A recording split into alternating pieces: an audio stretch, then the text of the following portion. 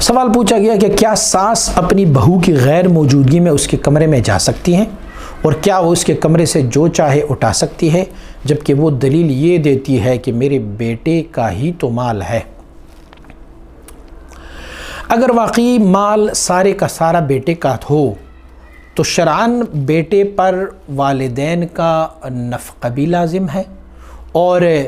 انتا و مالک لابیک، تو اور تیرا مال تمہاری والدین کا ہے۔ اس حدیث شریف کی زمرے میں پھر تو یہ والدہ کر سکتی ہے کہ وہ اپنے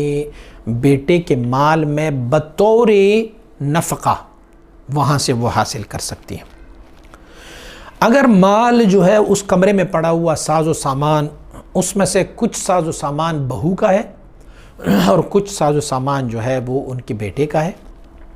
تو اس صورتحال میں ساس کو یہ اختیار نہیں ہے کہ وہ بہو کی سامان کو ان کی اجازت کے بغیر اٹھا لے۔ اس صورت میں کہ اگر مال مشترکہ ہے، کچھ مال کچھ سامان جو ہے وہ بہو کا ہے اور کچھ سامان جو ہے ان کی شوہر یعنی اس ماں کے بیٹے کا ہے، تو پھر اس میں سے ماں کو اپنے بیٹے کی سامان میں مداخلت کرنے کا اختیار تو ہے، لیکن بہو کی مال میں مداخلت کرنے کا کوئی اختیار نہیں ہے۔ اور اگر ایسے ہو کہ والدہ یہ کہے، یعنی ساس یہ کہے کہ میرے بیٹے ہی کا مال ہے تو میں جیسے چاہوں اس میں تصرف کروں، اس میں بھی ہماری شریعت مطہرہ نے اس میں کوئی قوانین وضع کی ہے۔ قوانین کیا ہے؟ قوانین یہ ہے کہ والدین کو ضروری نفقہ جو ان کے ہیں، ضروری نفقات جو ان کے ہیں، جو ان کی ضروریات ہے، وہ اپنے بیٹے کے مال میں وہ تصرف کر سکتی ہے، بغیر ضروری نفقات کے وہ بیٹے کے مال سے کچھ نہیں لے سکتا۔ امام ابن حزم فرماتے ہیں کہ کسی بیٹے کے پاس اگر ایک کنیز ہو اور ایک غلام ہو اور باپ بھی زندہ ہے بیٹا بھی زندہ ہے، تو پھر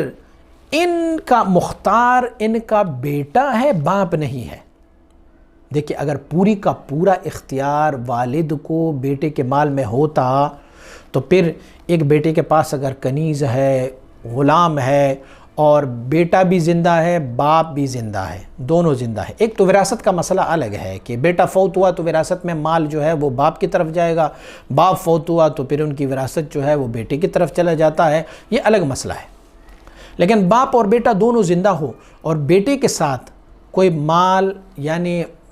ایک کنیز ہو ایک غلام ہو، تو پھر شریعت میں یہ بیٹا جو ہے اس کنیز اور اس غلام کا حقدار ہے، اس میں سے والد جو ہے وہ کچھ